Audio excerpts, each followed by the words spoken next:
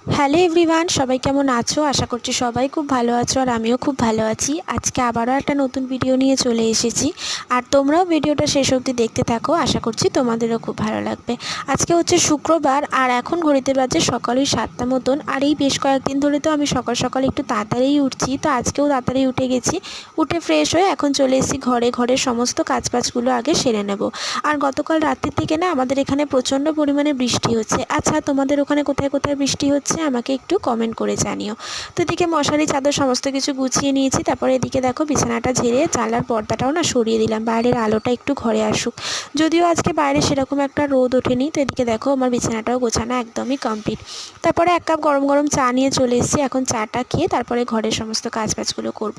আর কালকে তো বিছানা চাদরগুলো তুলেছিলাম, ভেবেছিলাম আজকে কেচে দেবো, কিন্তু বাইরে যেহেতু একদমই রোদ নেই তাই চাদরগুলো কাচলেও শুকাবে না। তাই ওই বালিশের কভারগুলো শুধু কাচাতে ভিজিয়ে দিয়েছি, চান করার সময় ওগুলো কেচে দেবো। ওগুলো ছোটো জিনিস তো, ওগুলো শুকিয়ে যাবে। আর তোমরা যারা আমার এই ভিডিওটা দেখছো তোমরা কিন্তু অবশ্যই ভিডিওটা পুরো দেখো, ভিডিওতে একটা লাইক করো, কমেন্ট করো। আর যারা চ্যানেলটাকে এখনও সাবস্ক্রাইব করোনি, যারা আমার চ্যানেলে একদম নতুন, তারা অবশ্যই আমার চ্যানেলটাকে একটু সাবস্ক্রাইব করে দিও। জানো তো, ঘর বাড়ি না এরকম সুন্দর করে গুছিয়ে রাখলে দেখতেও ভালো লাগে আর নিজের মনও খুব ভালো থাকে। তাই আমি না যতটা পারি চেষ্টা করি ঘরটাকে সবসময় গুছিয়ে গাছিয়ে রাখার। আর এদিকে দেখো বাইরের ওয়েদারটা কীরকম মেঘলা হয়ে রয়েছে। আর বেশ কিছু বোতল ফাঁকা ছিল, জল ভরা হয়নি, তাই এখানে আগে জলটা ভরে নিচ্ছি, তারপরে যাব স্নান করতে। তো এদিকে দেখো আমি স্নান টান করে চলে এসেছি। আর আজকে তো বেশ অনেক কটা জিনিস কাচাকুচি করার ছিল, তো সেগুলো সমস্ত কিছু কেচে নিয়েছি।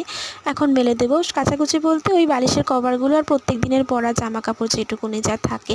আর এই গাছটাতে না অনেক দিন পরে একটা ফুল হলো। আসলে বর্ষার জন্য না এই গাছগুলোতে সেরকম একটা ফুল হয় না। আর আমি জামা কাপড় কেচেছি আর তার সাথে সাথেই নেমেছে বৃষ্টি। তো তারপরে চলে এসে এখন ঠাকুর ঘরের সমস্ত জিনিসপত্র পরিষ্কার করে মেজে ধুয়ে নিয়েছি। আর এদিকে দেখো আমার পুজোটা দেওয়াও একদম কমপ্লিট হয়ে গেছে।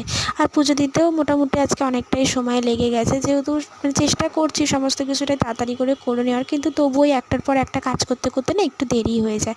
তো পুজো দেওয়ার পরে এখানে ব্রেকফাস্টটা নিয়ে চলে এসেছি। আর এদিকে ব্রেকফাস্টে ছিল লুচি, ঘুগনি, একটা ডিম সিদ্ধ আর কলা। তো দাঁড়াও তাড়াতাড়ি করে এখন ব্রেকফাস্টটা করে নিই, তারপরে যাব রান্নাঘরে। তো ব্রেকফাস্ট করার পরে এদিকে চলে এসেছি রান্নাঘরে। মা অনেকটাই করে রেখে গেছে, তবে আর বাকি কিছুটা ছিল সেটুকুনি আমি করে নেব। ওই ডালটা সোমবার দিয়ে নিয়েছি আর করব একটুখানি সয়াবিনের তরকারি। তো সেই জন্য এখানে সয়াবিনের সমস্ত জিনিসপত্রগুলো কেটে কুটে রেখেছি আর কি। বেশি কিছু দিয়ে বা বেশি তেল মশলা দিয়েও করব না, যতটা পারবো হালকা করেই করার চেষ্টা করব। তো কথা বলতে বলতে দেখো এদিকে আমার ডালটাও করা হয়ে গেছে আর এদিকে সয়াবিনটাও করা হয়ে গেছে। তো চলো আজকের ভিডিওটা এই পর্যন্তই। কেমন লাগলো অবশ্যই জানিও। ভিডিওতে একটা লাইক করো আর অবশ্যই ভিডিওতে একটা কমেন্ট করে আমাকে কিন্তু জানিও। তো দেখা